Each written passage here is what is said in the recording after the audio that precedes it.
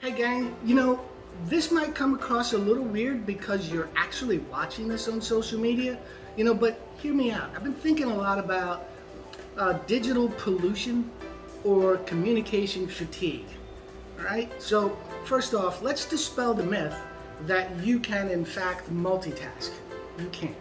All right, maybe for super low level functions, like pouring a cup of coffee, but we've all been there. If the conversation you're having while you're pouring a cup of coffee is deep enough, you might mess that cup of coffee up, right?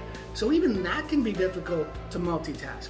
My point is, your brain doesn't work that way, all right? So the brain's executive controls are kind of like a focus meter on a camera. You focus on this little spot here, this is super clear, but everything else is really, really blurred, all right? So my point to saying that is the constant engagement in one-way or two-way dialogue.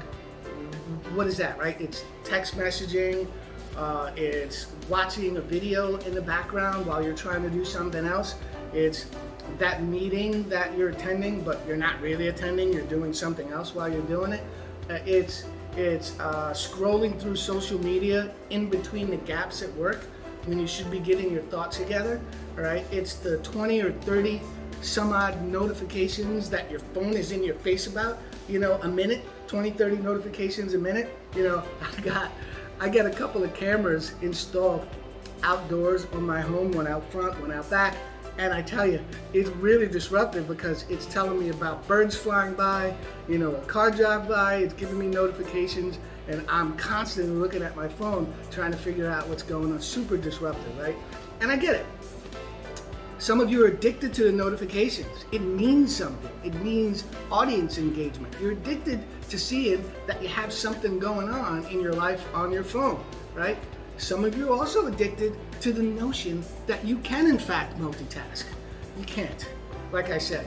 By the way, when you tell someone, "Ooh, I'm sorry, say that again because I was multitasking," basically what you're saying to them and what they hear is, "I didn't hear words you said," and they don't take you seriously much longer after that if you keep doing that, trust me.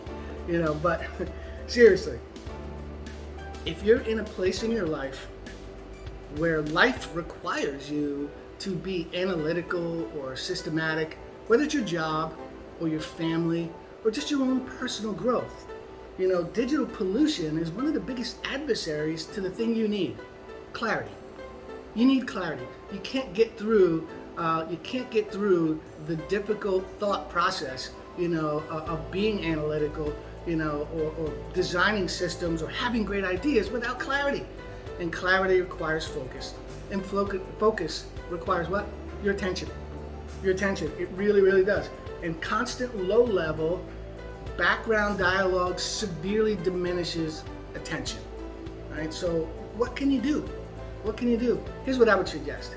Every now and again during a business day, let the dust settle on your thoughts. Don't do anything. Let the dust settle on your thoughts and your anxieties, right? And calm them down. Don't reach for social media just because it's habitual and you have a few minutes, all right? That gets in your head. All these other one-way dialogue, even though you're not talking to someone else, you're having a dialogue with that post. And sometimes you're actually commenting and talking to someone else. Reduce the amount of notifications that you have on your phone that may disrupt your brain or your attention, all right? And you don't need to know when a bird flies by your windowsill. Trust me, you don't need to know that. I know for firsthand. Here's what'll happen. Your ideas will become centered. That focus will give way to you being able to express what it is you're actually thinking. You'll start to be known as the person who has their shit together. All right, so the one most apt to get the job done, all right? And that's where we want to be. The people who work with you and communicate with you most will start to, they may not know why, but they'll start to recognize that their conversations with you are more meaningful, are more enjoyable, and are more productive, all right? What'll happen is you'll start to be the one, that takes advantage of something that we're taking for granted quite a bit right now. Paying attention. I'm Sean Thompson. Have a great weekend. Have a great Memorial Day weekend, gang. We'll catch you later.